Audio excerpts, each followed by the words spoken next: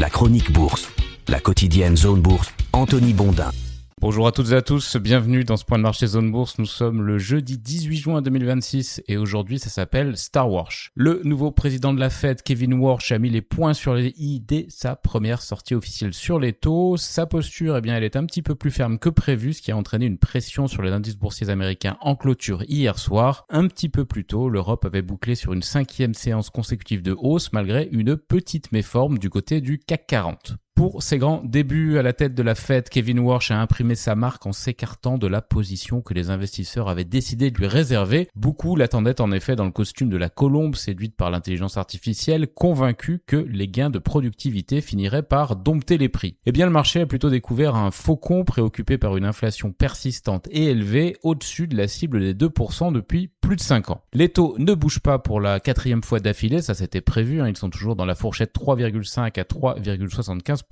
La décision a d'ailleurs été prise à l'unanimité, mais les projections ont opéré un virage important puisque 9 banquiers de la Réserve fédérale sur 18 interrogés voient désormais une hausse de taux avant la fin de l'année. Les opérateurs, eux, ils intègrent cette hausse pour octobre, voire peut-être pour septembre. Alors au-delà du verdict, Warsh a lancé les chantiers de dépoussiérage de l'institution. Le communiqué a par exemple fondu de 341 à 130 mots, débarrassés d'indications prospectives jugées dépassées. Le nouveau président pousse même la cohérence jusqu'à ne livrer aucune anticipation à titre personnel. C'est une pratique qu'il juge désormais futile. 5 groupes de travail doivent plancher sur la communication, la taille du bilan de la Fed qui est actuellement à 6 700 milliards de dollars, l'usage des données, la productivité et l'emploi et le cadre de la lutte contre l'inflation. L'objectif avoué, c'est de revenir à un rôle épuré pour la Banque centrale américaine, une révolution de palais menée tambour battant qui va tester la capacité d'adaptation des marchés financiers et qui pourrait casser un petit peu la monotonie des réunions de la Banque centrale dans les mois à venir pour les gratte-papier dans mon genre. Alors c'est bien beau, mais que faut-il retirer de tout ça en matière d'investissement ? Eh bien d'abord que le marché supputait que Warsh ne serait pas la voix de son maître à la Fed, il s'est positionné en conséquence, d'où le regain du dollar en mai et un rendement de la dette américaine qui reste haut perché malgré les bonnes nouvelles sur le front pétrolier. D'ailleurs hier, la remontée des taux obligataires américains et du dollar après les annonces montre quand même que les investisseurs jugent la position du nouveau président de la Fed un chouïa plus orthodoxe que prévu. C'est important pour la suite, même si je parierais bien à reblochon que Warsh a un petit peu surjoué son bellicisme histoire de s'assurer d'un meilleur contrôle de la narration à venir. On sait en effet qu'en matière de politique monétaire, les mots suffisent parfois à orienter l'économie sans avoir à passer aux actes. Wall Street de son côté a un petit peu accusé le coup quand même, les 3 grands indices ont reculé de concert d'environ 1%. Ces derniers temps, la tendance était plutôt d'avoir un yo-yo du Nasdaq à contre-courant du reste de la cote. La décision de la Fed a l'air d'avoir mis tout le monde d'accord. La prochaine baisse de taux sera plutôt une hausse de taux. Pour le clin d'œil, je souligne que la baisse du S&P 500 et la poursuite de la hausse du Stoxx Europe 600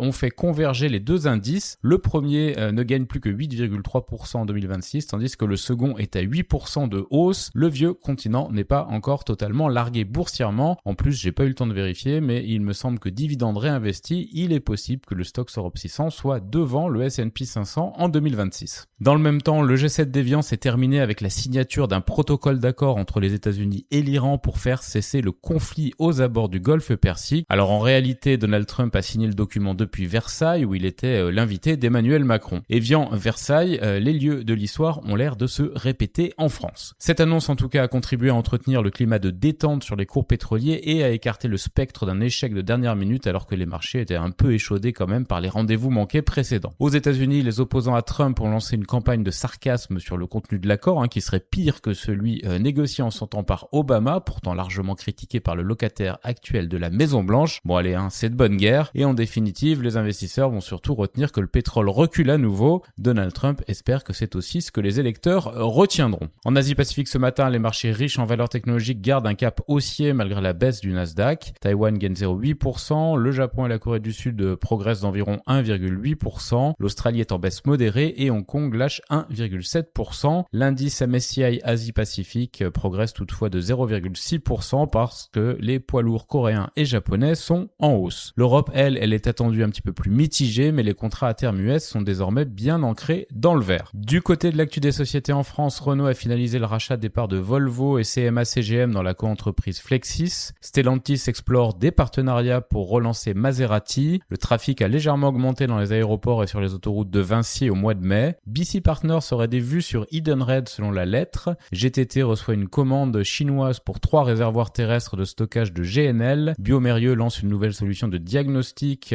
pour analyser l'origine des contaminations au salmonelle. Air France KLM a signé une ligne de crédit de 1,2 milliard de dollars avec un syndicat bancaire. OVH mise sur les modèles Frontier pour devenir le second acteur européen des LLM. Figeac Aero est sélectionné par Dassault Aviation pour la production de pièces du Rafale. Univers entre en négociation exclusive en vue de l'acquisition de 51% du groupe IBH et AB Science a obtenu un nouveau brevet sur le masitinib aux USA jusqu'en 2042. Ailleurs en Europe, Diageo a lancé une vaste revue des coûts et des effectifs sous la direction de son nouveau PDG. Un juge fédéral américain renvoie le dossier de l'accord sur le Roundup de Bayer devant la justice du Missouri. GSK et Spero obtiennent le feu vert de la FDA pour un traitement des infections urinaires complexes. La filiale australienne de HSBC risque une amende de 24,6 millions de dollars pour défaillance dans les luttes contre les fraudes. Rheinmetall et Ventor signent un protocole d'accord pour des contrats de renseignement en Allemagne. La FDA approuve le premier générique du traitement contre la grippe de Roche. Moody's conserve la notation et la perspective de Swisscom. Leonardo a créé une co-entreprise avec l'Emirati Edge et Nixoa reçoit 15 millions de dollars de la Banque européenne d'investissement. Côté Amérique du Nord, Apple envisage d'augmenter ses prix face à la hausse du coût des puces mémoire, a expliqué Tim Cook au Wall Street Journal. Noam Chazir, co-responsable du projet Gemini chez Google, rejoint OpenAI. Biogen mise sur l'immunologie avec le rachat de Reitera pour 1 milliard de dollars. L'activiste Tom's Capital presse Devon Energy d'accélérer ses cessions d'actifs. Roelof Botha est élu administrateur indépendant au conseil d'administration de SpaceX. SLB ambitionne de doubler le chiffre d'affaires et le résultat opérationnel de ses activités numériques d'ici 2030. BMS maintient son dividende. Une vaste campagne de piratage a compromis des organisations via des équipements Fortinet,